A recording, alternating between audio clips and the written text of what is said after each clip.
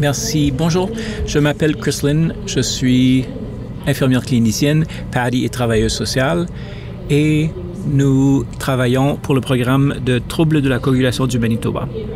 Dans la session 2, nous allons parler de la santé sexuelle et la santé mentale. Donc, Charity Fan vont nous parler de fertilité et de counseling. Charity Fan est une conseillère génétique agréée qui travaille au Winnipeg Health Science Center de Winnipeg. Fille des Prairies dans l'âme, elle est originaire de Calgary et a obtenu sa licence en génétique moléculaire à l'Université de l'Alberta à Edmonton. Elle a quitté les Prairies pendant quelques années pour obtenir une maîtrise en conseil génétique à l'Université McGill avant de revenir s'installer à Winnipeg en 2015. Au travail, elle se concentre sur la génétique prénatale, mais elle a de l'expérience dans d'autres domaines aussi. En dehors du travail, elle aime manger de bons plats, regarder Jeopardy et marcher sa chienne de sauvetage nommée Rena. Après ça, Justin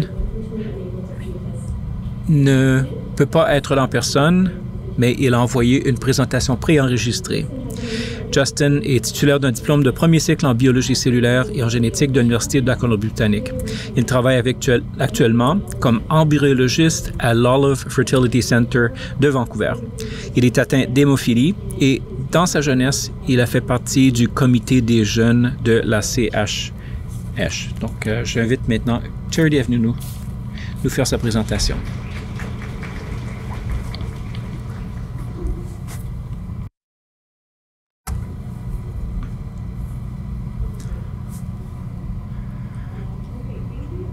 Alors, merci pour l'invitation. Je suis très contente d'être là aujourd'hui et merci pour la belle présentation. Donc, je m'appelle Charity. Je suis conseillère génétique.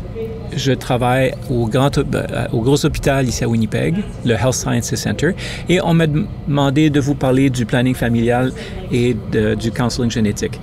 J'aimerais commencer par reconnaître que nous offrons des services dans des installations situées sur les terres d'origine des peuples Anishinaabe, Cri, Ojibwe, Dakota et Dene, ainsi que sur le territoire national des Métis et de la Rivière-Rouge.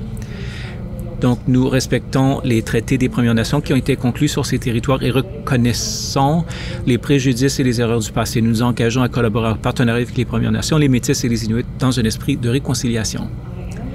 Alors, moi, je suis un employé rémunéré de soins communs qui coordonne et administre les services de santé provinciaux au Manitoba. Je n'ai aucun conflit d'intérêt à signaler.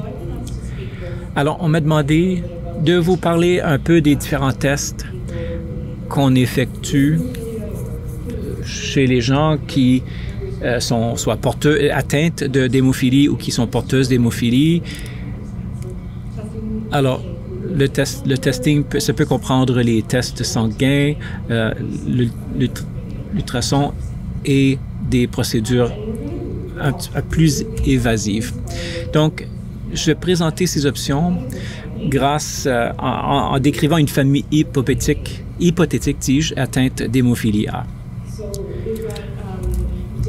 Alors, Dave, lui, c'est le patriarche de la famille. Il est atteint d'hémophilie A et voilà sa conjointe à côté de lui et sa fille s'appelle Erica. Et comme on sait, l'hémophilie A est une maladie liée au chromosome X. Donc, Dave n'a qu'une copie du chromosome X et le gène ne fonctionne pas sur celui-là. Et lorsqu'il aura des enfants, il transmettra le chromosome X. Donc, on sait que Erica sera porteuse de l'hémophilie, même si elle n'a pas encore subi de test génétique. Donc, dans notre exemple, Erica est enceinte et elle veut savoir si elle va avoir un garçon ou une fille. Donc, comment est-ce qu'on répond à cette question-là, à savoir est-ce que ces enfants vont être atteints d'hémophilie? Donc, la façon la plus commune, bon, c'est grâce à le test le plus commun, c'est l'échographie prénatale. Donc, on recommande que on le fait à l'âge de 20 mois et à ce moment-là, on regarde le bébé de la pied jusqu'au de la tête jusqu'aux pieds. Mais une autre façon de déterminer le sexe de l'enfant, même avant celui-là, il y a un test non invasif prénatal ou le test prénatal non invasif. C'est une prise de sang à partir de 10 semaines de gestation.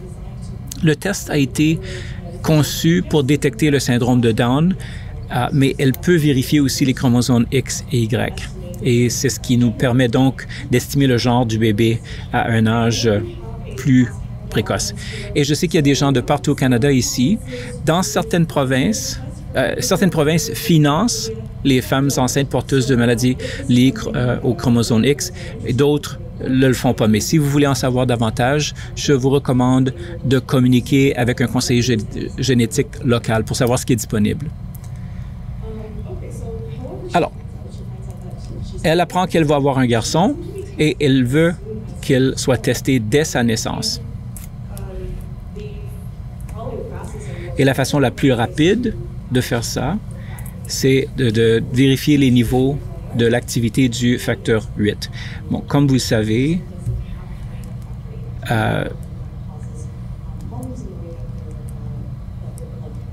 donc, comme on sait, l'hémophilie, c'est un problème de formation de cailloux. Donc, le facteur 8,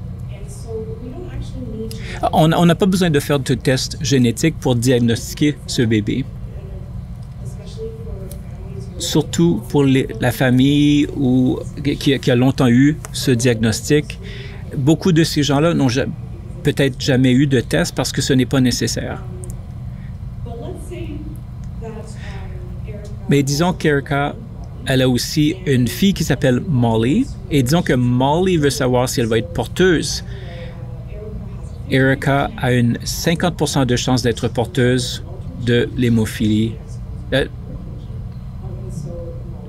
Molly et Sarah ont chacune 50% de chance d'être porteuse de l'hémophilie A. Le problème ici, c'est que l'activité facteur 8 ne sera pas toujours faible pour les gens qui sont porteurs. Alors, en faisant ce test-là, on ne pourra pas nécessairement identifier si quelqu'un est porteur. Alors, qu'est-ce qu'on fait pour Molly? Et c'est là où les tests génétiques sont requis. Donc, pour vous donner un peu de contexte, le F8 code pour le facteur 8, essentiellement. Donc, et s'il y a un changement au niveau du F8, on ne produit pas le facteur 8 convenable, de façon convenable. Donc, les tests génétiques recherchent des variantes pathogènes du gène F8. Mais disons que Molly fait un test génétique et elle obtient un résultat normal. Le problème, c'est qu'on ne sait pas toujours on ne peut pas toujours savoir si elle a un résultat normal parce qu'elle n'est pas porteuse ou parce qu'aucun test, le test n'est pas parfait. Le test a peut-être manqué le fait qu'elle soit porteuse. Donc, il faut commencer le test chez quelqu'un qui est atteinte ou un porteur obligatoire avant de tester les autres. Donc, même si le testing génétique n'était pas requis pour diagnostiquer le garçon ou Dave, les tests génétiques seront peut-être requis pour d'autres personnes dans la famille. Alors, pour revenir à ce scénario, disons que Erica, on sait qu'elle est porteuse. Donc, elle se porte volontaire pour effectuer un test génétique, pas parce que c'est un impact sur elle, mais pour aider avec sa fille.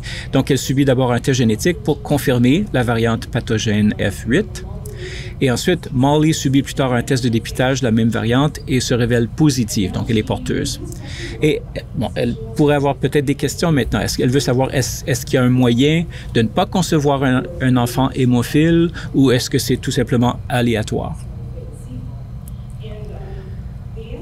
Alors, la réponse à cette question-là, c'est... et Justin va en parler après moi. Il y a une procédure qui s'appelle un diagnostic prénatal. Justin est embryologiste, donc il a beaucoup d'expérience dans ce domaine. Il va en parler un peu plus longtemps. Alors, si quelqu'un veut obtenir ce test-là, PGTM, d'autres membres de la famille pourraient devoir fournir des échantillons.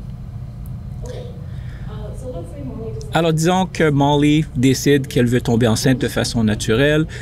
Quand elle est enceinte et si elle sait qu'elle va avoir un garçon, comment savoir si le bébé sera hémophile avant la naissance? Donc, Erica avait décidé de ne pas savoir à l'avance, mais peut-être que Molly veut le savoir. Donc, comment est-ce qu'on fait ça? Là, on parle ici de diagnostic prénatal. Il y a beaucoup de manières de faire des diagnostics prénataux. Les deux façons les plus communes sont l'amniosynthèse ou le prélèvement de villosité choriale.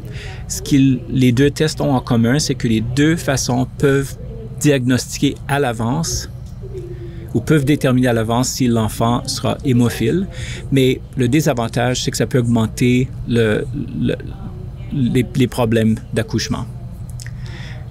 Différentes procédures ont des timings différents. Il y a des tests qui sont faits à un certain âge et d'autres plus tard. Certains centres offrent les deux procédures alors que certains centres offrent seulement un des tests. Alors, si c'est quelque chose qui vous intéresse, je vous encourage à communiquer avec un conseiller génétique local pour savoir ce qui vous est disponible comme option. Alors, certains d'entre vous se demandent ou se disent, bon, pourquoi est-ce que les gens feraient ça? Pourquoi est-ce qu'ils pourraient penser à ça? Bien, c'est différent pour tout le monde. Pour Molly, dans ce scénario, peut-être que ce qui l'intéresse, c'est tout simplement avoir de l'information pour faire de la planification familiale. Pour d'autres personnes, bon, peut-être qu'il n'y a pas de membre de la famille qui est hémophile ou que la seule personne touchée est lointaine, on les a jamais rencontrés, donc ils ne connaissent pas ce que c'est que l'hémophilie. Ils veulent savoir à l'avance si le bébé l'a ou non, et ils veulent peut-être faire des recherches.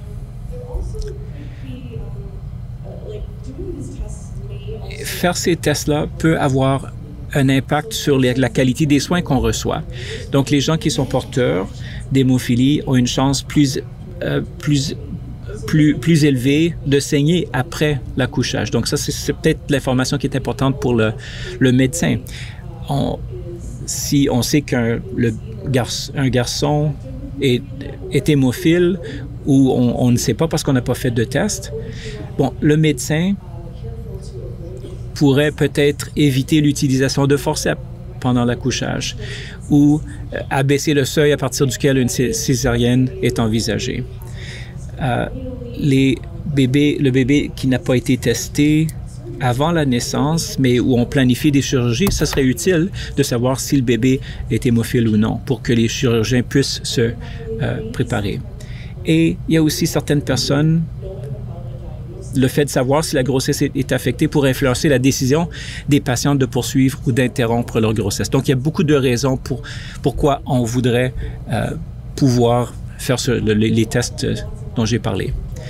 Il y a aussi beaucoup de gens qui ne veulent pas faire de tests. Pour certaines personnes, c'est stressant. Ça cause beaucoup d'anxiété.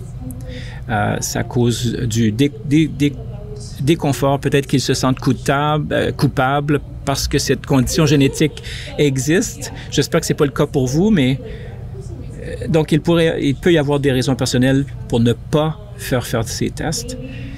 Ou peut-être que les résultats du test n'auront pas d'impact sur la planification familiale.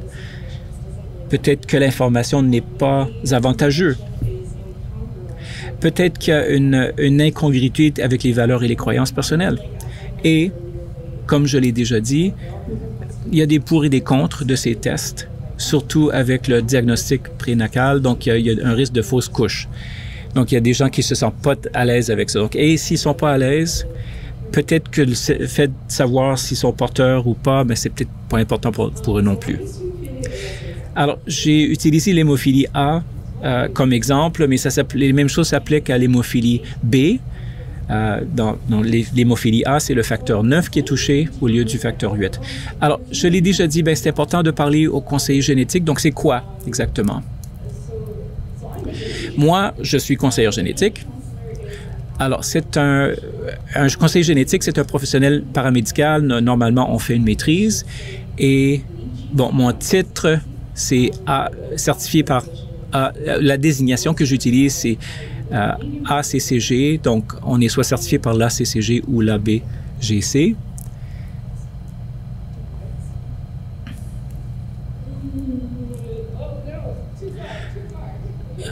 Alors voilà. Et désolé, il y a des coquilles dans ma présentation PowerPoint. Mais notre rôle, c'est d'aider les patients et leurs familles à comprendre la nature, l'hérédité et les implications des conditions génétiques. Et nous aidons les gens à prendre des décisions médicales informées. Et on ne dit pas aux gens ce qu'ils devraient ou ne devraient pas faire. On croit fondamentalement que la seule personne qui est qualifiée à prendre des décisions en ce qui concerne la santé, c'est la personne elle-même. Et ces questions ne sont pas faciles. Donc, quand on rencontre des gens, on a plus une conversation.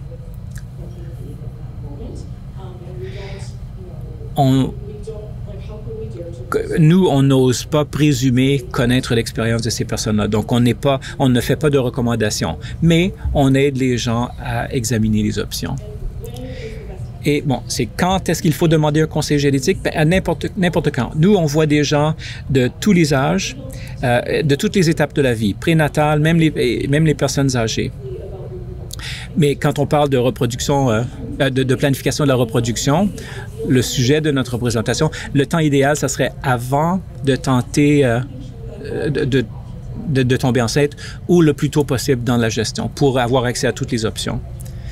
Et bon, voici mon chien, une photo de mon chien. Voilà.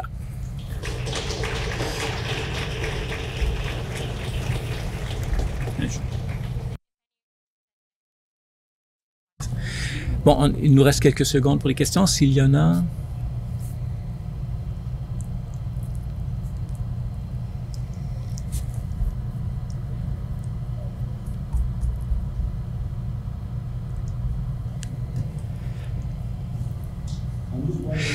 Je me demande, quand vous faites les tests ou le profil génétique, est-ce que vous pouvez prévoir ou prédire le niveau d'hémophilie de quelqu'un, si ça va être sévère ou modéré? Est-ce que vous êtes capable de déterminer ça? Ça dépend de la situation, mais c'est une excellente question. Parfois, c'est très évident. Si on voit que le changement génétique, bon, si le gène est complètement modifié, on sait que ça va être un cas sévère d'hémophilie, mais dans d'autres cas, on ne le sait pas. Peut-être que le changement du gène,